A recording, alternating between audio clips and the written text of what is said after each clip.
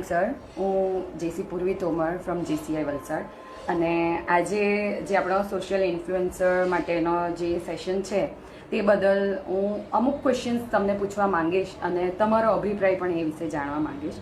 તો સૌથી પહેલાં હું એ કહીશ કે તમે સફળતાને કઈ રીતે મેઝર કરો, કઈ રીતે આંકો? Thank you very much for giving me opportunity. સફળતા છે ને ટાઈમ ટુ ટાઈમ બી બદલાય, વ્યક્તિએ બદલાય, ઉંમરે બદલાય. એટલે નાના બાળક માટે એક ચોકલેટ લોલીપોપ મળી જાય ને એ બી સફળતા છે. પ્લેયર માટે ક્રિકેટ રમતી વખતે જીતી જવું એ સફળતા છે. એક વિદ્યાર્થી માટે પહેલી જોબ મળવી એ સફળતા છે. કોઈ જોબ કરતો હોય એના માટે પ્રમોશન મળે એ સફળતા છે. એક બિઝનેસમેન માટે મોટો ઓર્ડર મળે એ સફળતા છે. એટલે સફળતા વ્યક્તિએ બદલાય. એને જો મેઝર કરવી હોય ને તો બહુ સિમ્પલી જોઈ શકાય. તમારા ડ્રીમ્સ જે છે અને જે અનસેટિસ્ફાઈડ ડ્રીમ્સ હોય એ જ્યારે પૂરા થાય ત્યારે સફળતા કહેવાય. એટલે સફળતાની જર્નીને જે એન્જોય કરે છે ને એ જ રિયલ એન્જોયમેન્ટ છે. કારણ કે સફળતા મળી ગયા પછી કોઈ એવી એન્જોયમેન્ટ નથી હોતી. નેક્સ્ટ જર્ની દેખાય એટલે પાછો પેઇન શરૂ થાય. સો સક્સેસ એન્ડ પેઇન એ પેરેલલ બેલેન્સ થઈને ચાલે. આ મેઝરમેન્ટ જેની લાઈફમાં હોય એ ડેફિનેટલી સક્સેસ પણ મેળવશે અને એક પછી એક ઉપરના ચઢાવ ચડતા રહેશે અને એ જ લાઈફની સફળતા કહી શકાય. એટલે કોઈ પણ વ્યક્તિએ સફળ થવું હોય તો એણે પોતાના સપનાઓને જોતા રહેવું પડે. એક સપનું પૂરું થાય તો બીજા સપના પર, બીજું સપનું પૂરું થાય ત્રીજા પર. એનો પેઇન લેવો પડે. કારણ કે there is no pain no gain.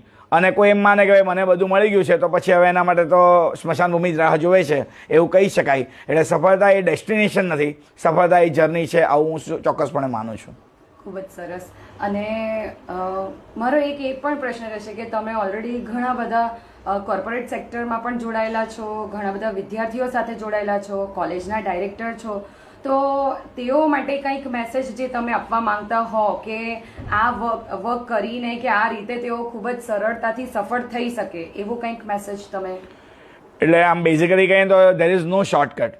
આજે આ સોશિયલ મીડિયાનું માધ્યમ એવું છે ને કે બહુ જલ્દી સફળતા અપાવે છે. લોકો એમ કહે કે મારા આટલા ફોલોઅર્સ છે, પણ ફોલોઅર્સ તમારી વાતને સાંભળીને ફોલોઅર બને છે, સાથે તમારા એક્શનને પણ જોવે છે. એટલે હું વિદ્યાર્થીઓને ઓલવેઝ કહું છું કે what you say you have to act. અને એ બહુ ડિફિકલ્ટ હોય છે કારણ કે બોલવું બહુ સહેલું છે. આમ કરો એટલે આમ થઈ જશે, આમ કરો એટલે ગોલ મળી જશે, પણ એને એક્શનમાં લઈને કન્સિસ્ટન્ટલી પરફોર્મ કરવું એ ઓલવેઝ ડિફિકલ્ટ હોય છે. અને એ જ્યારે કન્ટિન્યુઅસલી પરફોર્મ થાય છે ત્યારે સફળતા ચોક્કસપણે મળે છે. એટલે હું વિદ્યાર્થીઓને આ વર્ષોથી કહેતો આવ્યો કે તમે જે કહો છો એ કરી બતાવો. અને કરી બતાવો એટલે લોકો બોલશે, લોકો તમારી વાત કરશે, લોકો તમને એપ્રિશિએટ કરશે. એ હવામાં નહીં આવી જાઓ. ફરી પાછા કાર્ય કરો, ફરી સપનું જુઓ અને આગળ વધો. એ જ વસ્તુ અત્યારે કોર્પોરેટ ટ્રેનિંગમાં પણ અમે લઈએ છીએ કે ઓર્ગેનાઇઝેશન ગ્રો નથી કરતા. ઘણીવાર અમે જોઈએ કે ટ્રેનિંગમાં જઈએ તો કંપની સારી રીતના ચાલે છે, એમ્પ્લોઈઝ આર હેપી. કમ્ફર્ટ ઝોનમાં જ્યારે કોઈ પણ માણસ આવી જાય ને એટલે પ્રોગ્રેસ બંધ થાય. અને પ્રોગ્રેસ વધારવું હોય તો એને ડિસ્કમ્ફર્ટમાં લઈ જવું પડે. એ ડિસ્કમ્ફર્ટમાં લઈ જઈએ એટલે કે ચેઇન આપીએ, કંઈ એવા ગોલ આપીએ, કોઈ એવી લાઈફના વિઝન આપીએ કે જેના દ્વારા એ આગળ વધે. એટલે હું ઓલવેઝ બધાને એક જ મેસેજ આપું છું, ડોન્ટ સ્ટોપ. તમે જ્યારે થર્સ્ટી રહેશો, તરસ્યા રહેશો તો પાણીની શોધ કરવાના છો. તમે જ્યારે થાકી જશો અને એમ કહેશો ભાઈ મેં બહુ બધું એચીવ કરી લીધું તો then there is no life, no growth. Thank you sir.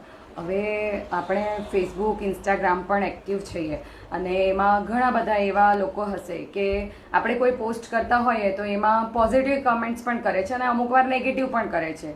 તો અગર નેગેટિવ અપ્રોચ હોય છે તો તેને આપણે કઈ રીતે રિસ્પોન્ડ કરતા હોઈએ છીએ અથવા એમને કઈ રીતે જવાબ આપતા હોઈએ છીએ એ?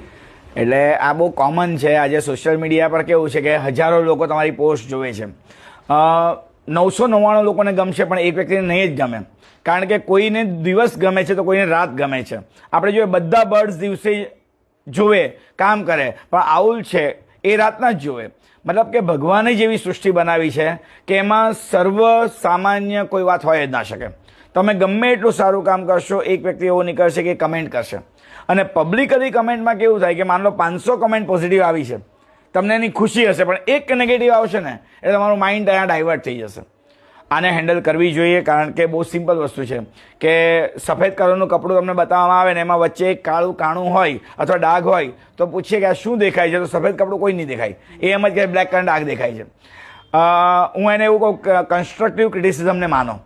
જો એની વાત સાચી હોય, એમાં 1% પણ તથ્ય હોય તો ચોક્કસપણે આપણે ઇમ્પ્રુવમેન્ટ કરવું જોઈએ ઇન્સ્ટેડ ઓફ રિસ્પોન્ડિંગ.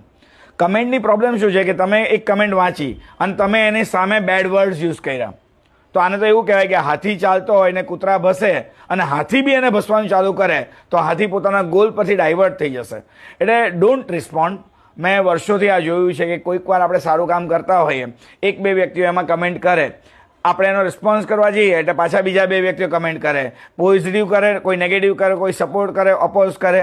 આ ચર્ચાઓને લોકો એન્જોય કરે. Don't be entertainer. તમારા ગોલને જો અચીવ કરવો હોય, તમારે જો યુવા તરીકે સક્સેસફુલી આગળ વધવું હોય તો લોકોના એન્ટરટેનમેન્ટના સાધન નહીં બનતા. નેગેટિવ કમેન્ટ્સને ઓલવેઝ માઇન્ડના એક સાદા ખૂણામાં મૂકી દેવાની, અથવા બે કાન ભગવાને આપ્યા છે, લેફ્ટ હેન્ડથી સાંભળવાનું, રાઈટ હેન્ડથી કાઢી નાખવાનું. પણ તમારો ગોલ ડાયવર્ટ નહીં થવો જોઈએ. અને એમાં જો કન્સ્ટ્રક્ટિવ ક્રિટિસિઝમ હોય તો ચોક્કસપણે એને ઇમ્પ્રૂવ કરવી જ જોઈએ.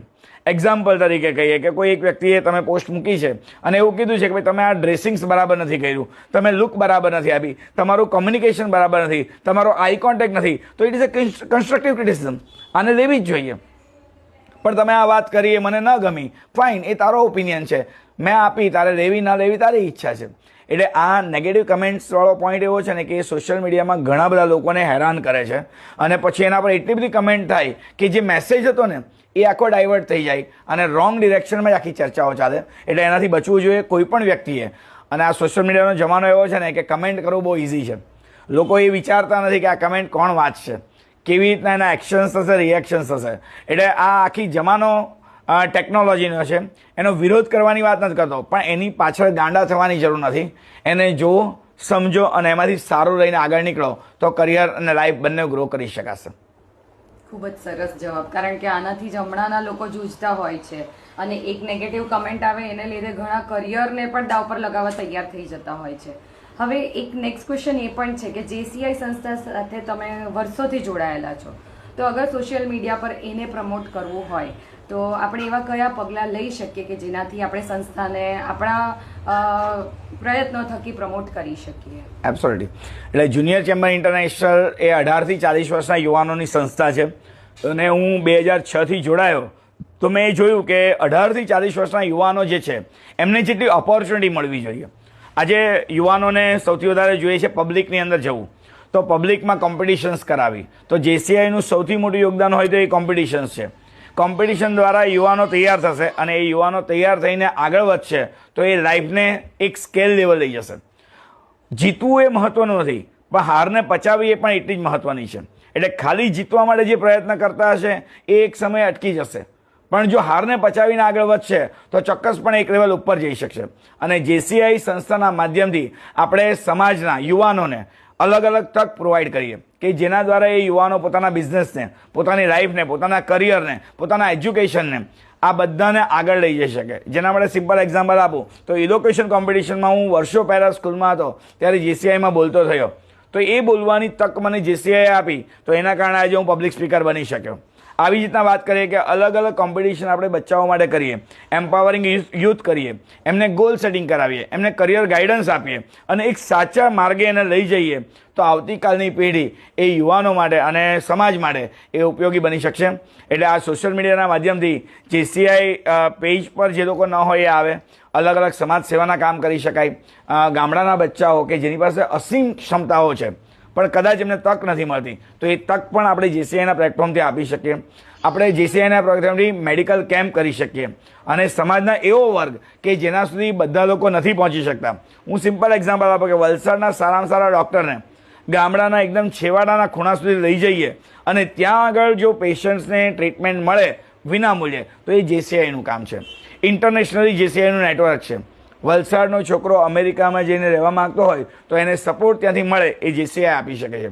ટ્રેનિંગ છે, લીડરશિપ છે, મેનેજમેન્ટ છે, ઇવેન્ટ્સ છે, આ બધા ફિલ્ડમાં JCI સારામાં સારું કામ કરે છે. વધુ સારી રીતના કરે અને વધુને વધુ યુવાનોને જોડે તો આ યુવાનોની સંસ્થા એ સાચા અર્થમાં વિશ્વમાં યુવાનોના વિકાસ માટે કાર્યરત રહેશે અને એ જ શુભેચ્છા પાઠવું છું.